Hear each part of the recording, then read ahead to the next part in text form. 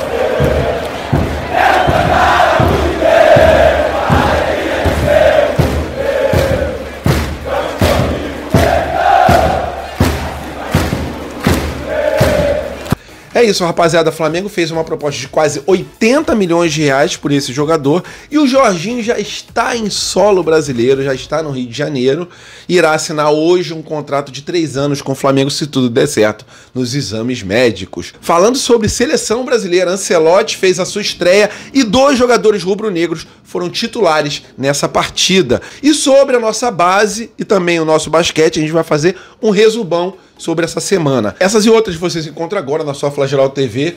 Então deixe seu like, se inscreva no canal Flageral, que tem tudo da base ao profissional. Isso aqui é Flamengo! E rapaziada, falando sobre mercado da bola, Jorginho já está no Rio de Janeiro para assinar um contrato de 3 anos com o Flamengo. E já eu falo para vocês os valores, né? São valores realmente bem altos. E o Carrascal, que é jogador do Dinamo de Moscou, um jogador que interessa ao time do Flamengo, e segundo o Globo Esporte, o jogador já tem negociações adiantadas com o time rubro-negro. Vamos começar falando sobre esse jogador de 27 anos chamado Carrascal, jogador que vocês viram alguns lances no começo do vídeo, né? Trouxe aqui um compacto dos lances do atleta. Ele joga tanto na posição do Arrascaeta, né, como meio atacante, quanto também pelas pontas. Tem muita habilidade e não é à toa que é conhecido como o Neymar colombiano, não só pelo seu corte de cabelo, mas também pela sua habilidade em campo. É um jogador que se encaixaria muito bem nesse elenco do Flamengo, até porque o Arrascaeta não tem substituto imediato, né? Quando o Arrascaeta se contunde, é um Deus nos acuda. E com a chegada do Carrascal, é um menino que tem uma idade que não é uma idade muito avançada, 27 anos, tem uma boa experiência, né? Já passou pelo futebol argentino, passou pelo futebol europeu, agora está no futebol russo. E a expectativa é grande que a gente consiga fechar o contrato dele antes da terça-feira, porque até terça-feira, dia 10, a gente precisa mandar a lista para a Copa do Mundo de Clubes. E será um jogador muito importante nesse esquema tático do Felipe Luiz, a chegada do colombiano, tá? A gente torce para que o Dinamo aceite essa proposta de 12 milhões de euros, dá mais ou menos 80 milhões de reais pelo passe do atleta. E é uma aposta, né? O Flamengo já conseguiu vender o Alcaraz para o Everton e com isso a gente tem bala na agulha para fazer esse tipo de contratação. É um valor alto, o Dinamo ele quer 15 milhões de euros, o Flamengo oferece 12 milhões, é um valor muito aproximado e a gente colocando algum tipo de meta, a gente consegue chegar bem próximo desse valor pedido pelos russos. Tomara que tudo dê certo, né? Um jogador de muita habilidade pelo que a gente viu nos lances dele. Em relação ao Jorginho, já chegou ao Rio de Janeiro e irá receber o salário mais alto da história do Flamengo. No total, o Flamengo gastará com ele em torno de 3 milhões de reais por mês.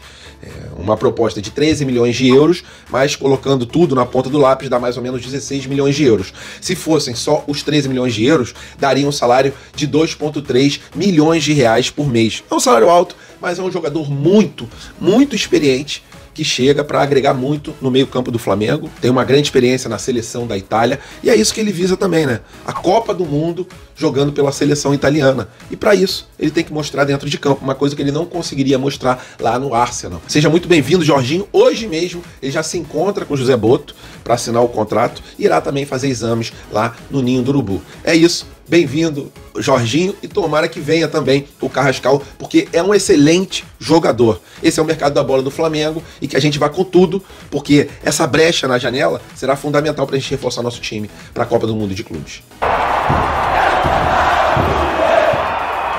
E 2 jogadores rubro-negros foram titulares da seleção do novo técnico, do Ancelotti. Ancelotti, que chegou há pouco tempo, só teve 3 treinamentos à sua disposição ali para poder botar um pouquinho da cara dele na seleção brasileira, mas a gente sabe que isso demanda tempo. O Brasil empatou por 0-0 com a seleção do Equador e o Alexandre foi titular da seleção, o Gerson foi titular da seleção, e um lance ali que preocupou muitos rubro-negros foi no começo do jogo, né, que o Gerson ele tomou um pisão muito forte na canela, uma solada na canela, o Gerson chegou por baixo, não pegou o adversário, e aí o adversário foi e deu aquele pisão no Gerson. Graças a Deus não levou o Gerson a se contundir, foi realmente só um susto, mas a gente tem um pouquinho de trauma da seleção, né? Geralmente a gente manda um jogador inteiro para a seleção e o que volta não é um jogador 100%. Às vezes é até mesmo um jogador lesionado. E o Gerson é muito importante nesse Mengão, né? Estamos nas vésperas de uma Copa do Mundo de Clubes, a primeira realmente no formato de Copa do Mundo na história em relação a clubes, e a gente não quer perder nenhum jogador. Então o Gerson, apesar do susto, não veio a se lesionar. O Alexandro mandou muito bem na lateral esquerda. Outros 2 jogadores que estavam no banco de reservas eram o Danilo e também o Léo Ortiz, e o Wesley ele foi cortado. Gerou uma preocupação também entre os torcedores. Será que o Wesley se contundiu para ser cortado? Mas a verdade é que dos 25 convocados, 2 teriam que ser cortados. Um deles era o Rafinha, porque estava suspenso, e o outro foi o Wesley, porque o Danilo ele já exerce essa função na lateral esquerda e também na zaga. Como o Danilo ali é meio que um coringa, o Wesley ele ficou de fora até mesmo do banco de reservas, mas não preocupa, não está contundido. E aí eu queria saber a opinião de vocês, o que vocês acharam da estreia do Carlo Ancelotti à frente da seleção, né? Era um pedido dos torcedores para que um técnico experiente chegasse à seleção brasileira, e esse cara chegou. Eu vejo um otimismo até mesmo em torcedores rubro-negros, né? Porque geralmente o flamenguista ele não acompanha muito a seleção brasileira porque já tem a sua própria seleção.